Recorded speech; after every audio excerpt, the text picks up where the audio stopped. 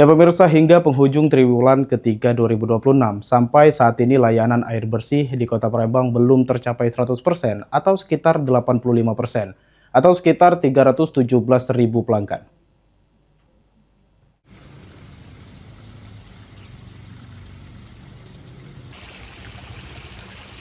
Memasuki penghujung triwulan pertama tahun 2026, cover layanan air bersih dari Perumda Tirta Musi belum mencakup 100% Kota Palembang.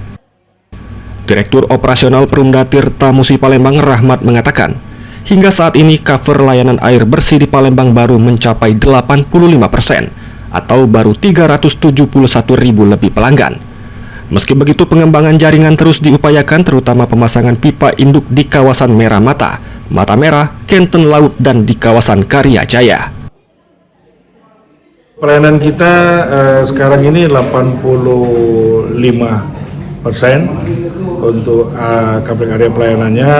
Yang belum tercover ini di sekitar Kalidoni, Merah Mata, namun termasuk di Seberang Ulu. Namun proses pengembangan jaringan itu tetap berjalan saat ini, dan kami masih berinvestasi untuk pemasangan jaringan pipa induk.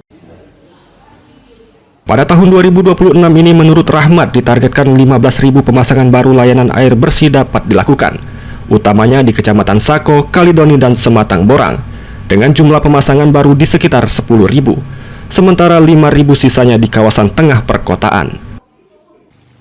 Sandi Pratama, PAL TV.